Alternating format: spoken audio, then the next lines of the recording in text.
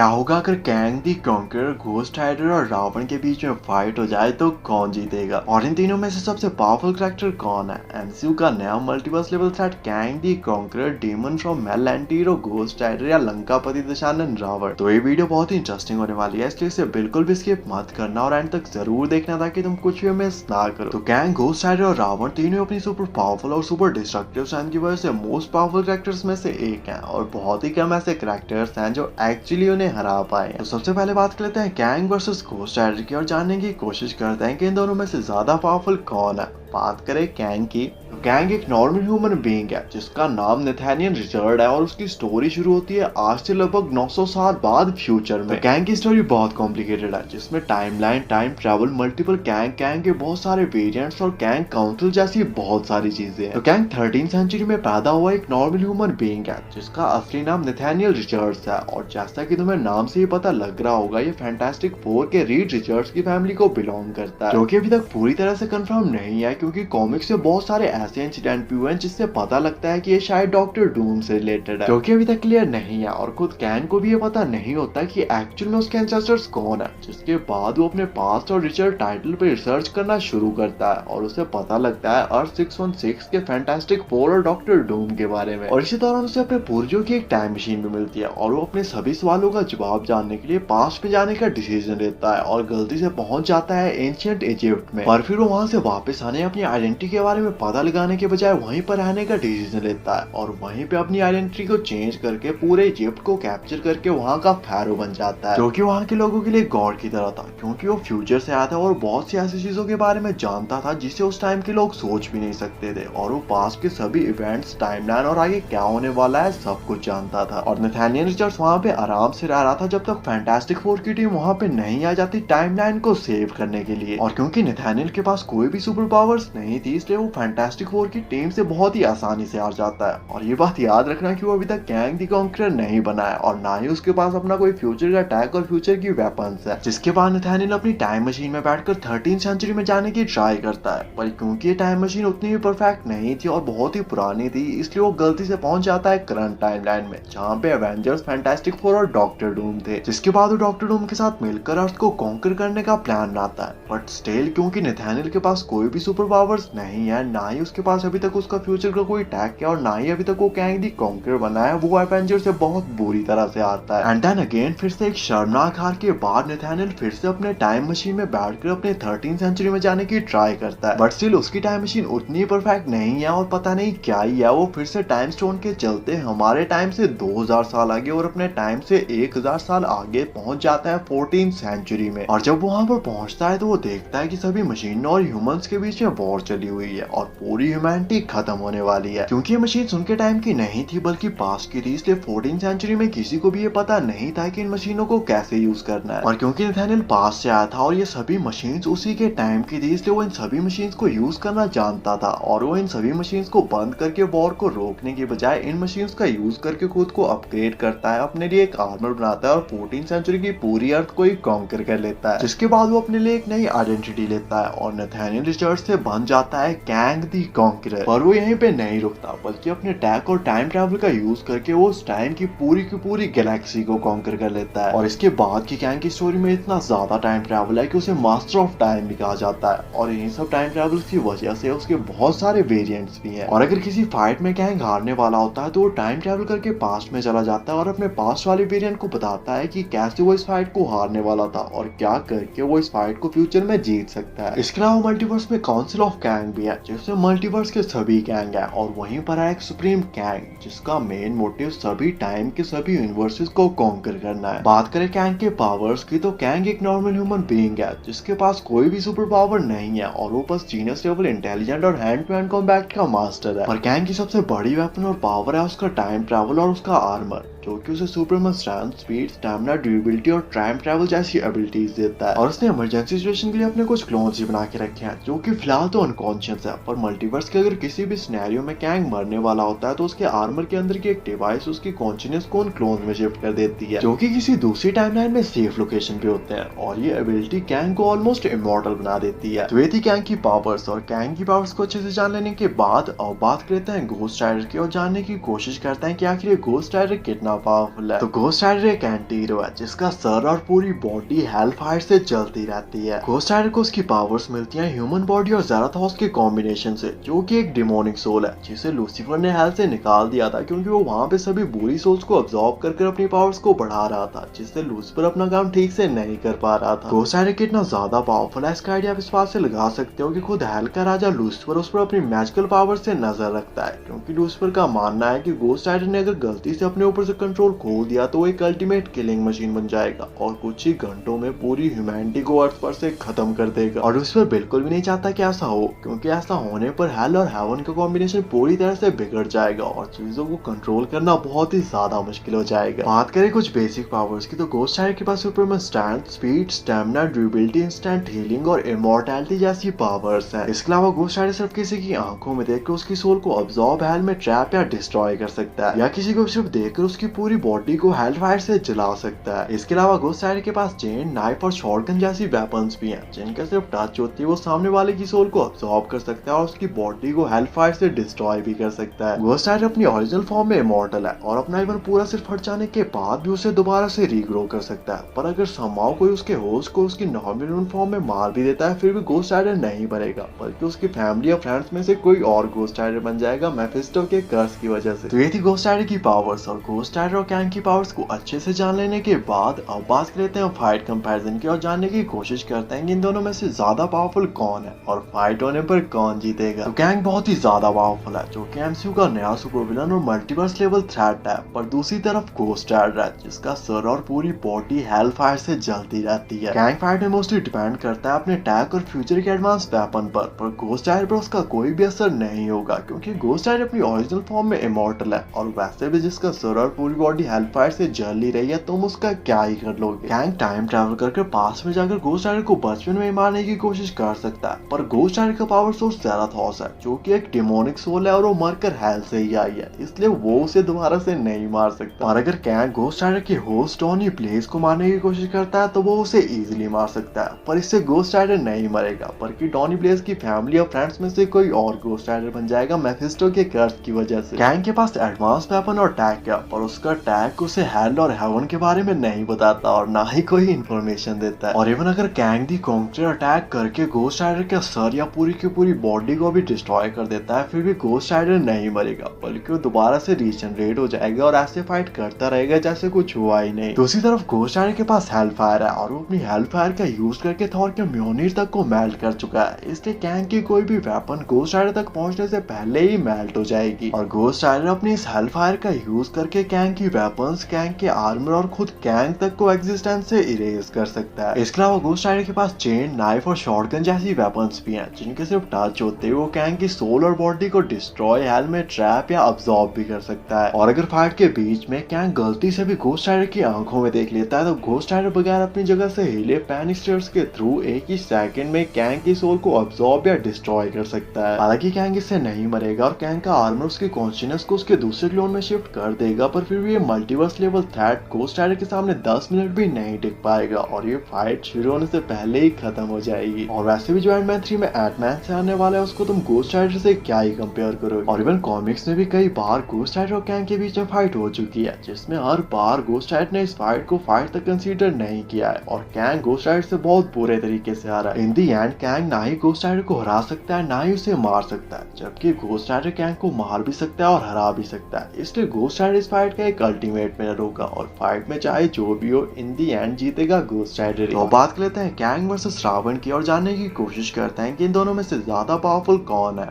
बात करें रावण की तो रावण महादेव का सबसे बड़ा भक्त और अपने टाइम का सबसे इंटेलिजेंट राजा था जिसे 6 शास्त्र और 4 वेद पूरी तरह से याद थे। रावण महान ऋषि विशर्वा और राक्षसों की रानी कैकेयी का बेटा था, इसलिए वो ब्राह्मण और असुर दोनों था और इसमें उसकी माँ की तरफ से राक्षसी गुण और शक्तियां और उसके पिता की तरफ से तेज दिमाग पहले से था, जिसके बाद उसने बहुत ज्यादा मेहनत और कठोर तपस्या करके इतनी ज्यादा शक्तियों और सिद्धियों को प्राप्त कर लिया था कि वो तीनों लोकों में सबसे शक्तिशाली बन चुका था। रावण ने एक बार कठोर तपस्या के दौरान ब्रह्मदेव को अपने 10 सिर चढ़ाए थे, जिससे प्रसन्न होकर ब्रह्मदेव ने रावण को अमृत का वरदान दिया, जिससे रावण इमॉर्टल हो गया और उसके पास सुपरनैचुरल हीलिंग और रीजनरेशन की पावर्स भी आ चुकी थी। इसलिए जब भी कोई रावण के सिर या किसी भी बॉडी पार्ट को काट देता तो रावण मरता नहीं था, बल्कि वहां पर उसका दूसरा सिर आ जाता था। और ब्रह्मदेव के इस वरदान की वजह से कोई भी देव, दानव, नाग नाग, राक्षस या जानवर ना ही रावण को मार सकते थे, ना ही उसे हरा सकते थे, और रावण को मारना या हरा पाना सिर्फ किसी मानव के लिए ही संभव था। रावण एक कुशल राजा था जो हमेशा अपनी सेना के आगे चलता था, और उसने बहुत सारे युद्ध बगैर सेना के अकेले भी जीत लिए थे। रावण इतना ज्यादा शक्तिशाली बन चुका था कि तीनों लोकों में किसी के लिए भी उसको हरा पाना लगभग असंभव था। इसलिए उसने एक बार यमराज पे आक्रमण करके यमराज को हरा दिया था, कुबेर से उसका पुष्पक विमान छीन लिया था, और शनिदेव को भी युद्ध कर उसे बंदी बना दिया था। रावण बहुत ही ज्यादा ड्यूरेबल था, और उसका कवच इतना ज्यादा स्ट्रॉन्ग था कि वज्र, सुदर्शन और ब्रह्मास्त्र तक उसके आर्मर को तोड़कर उसके पार नहीं जा सकते थे। और रावण के रीजनरेशन और फाइटिंग स्किल्स को आप फाइनल फाइट में देख ही सकते हो, जब उसने अपने सैकड़ों हीरो को दोबारा से रीग्रो किया था, लक्ष्मण और हनुमान जैसे महावीर योद्धाओं को हरा दिया था, और वानरों की आधे से ज्यादा सेना को एक ही सेकंड में ब्रह्मा के तमसास्त्र से मार डाला था। रावण के पास इमेंसिव स्ट्रेंथ थी, और वो कभी भी फाइट के दौरान अपनी फुल स्ट्रेंथ का यूज नहीं करता था, क्योंकि उसे डर लगा रहता था कि अगर कहीं उसने अपनी फुल स्ट्रेंथ का यूज किया तो वो सब कुछ डिस्ट्रॉय कर देगा। साथ ही उसके पास सुपर स्पीड और फ्लाई जैसी पावर्स भी थी, जो कि एक ट्रेन्ड वॉरियर था, और वो हर तरह के कॉम्बैक्ट और वेपन्स को यूज करना जानता था। रावण डॉक्टर स्ट्रेंज की तरह अपने ओपोनेंट की मूव्स को प्रेडिक्ट कर सकता था, अपने मल्टीपल क्लोन्स बना सकता था, और एंटमैन की तरह अपने साइज को छोटा बड़ा भी कर सकता था। और साथ ही रावण की हर एक वेपन मैजिकल और सुपर डिस्ट्रक्टिव होती थी, जो कि अर्थ या किसी भी दूसरे प्लेनेट को एक ही सेकंड में डिस्ट्रॉय कर सकती थी। तो ये थी रावण की पावर्स, और रावण और कैंग की पावर्स को अच्छे से जान लेने के बाद अब बात कर लेते हैं फाइट कंपैरिजन की, और जानने की कोशिश करते हैं कि इन दोनों में से ज्यादा पावरफुल कौन है और फाइट होने पर कौन जीतेगा। तो कैंग बहुत ही पावरफुल कैरेक्टर है, जो कि फाइट में मोस्टली डिपेंड करता है अपने फ्यूचर के एडवांस अटैक और एडवांस वेपन्स पर रावण बहुत ही ज्यादा ड्यूरेबल है, और इवन ब्रह्मास्त्र, वज्र और सुदर्शन तक उसके आर्मर को तोड़कर उसके पार नहीं जा सकते। इसलिए कैंग की किसी भी वेपन का रावण पर कोई भी असर नहीं होगा। जबकि दूसरी तरफ रावण के पास उसकी बहुत सारी मैजिकल पावर्स और सुपर डिस्ट्रक्टिव दिव्य अस्त्र भी हैं, जो कि एक ही सेकंड में कैंग की एग्जिस्टेंस तक को यूनिवर्स से इरेज कर सकते हैं। कैंग अपने पास्ट और फ्यूचर के वेरिएंट्स को बुलाकर इस फाइट को जीतने की कोशिश कर सकता है, पर रावण के पास ब्रह्मास्त्र जैसे सुपर पावरफुल और डिस्ट्रक्टिव वेपन्स हैं, जो कि एक ही सेकंड में पूरे के पूरे प्लैनेट्स तक को डिस्ट्रॉय कर सकती हैं। कैंग के पास एक एडवांटेज है,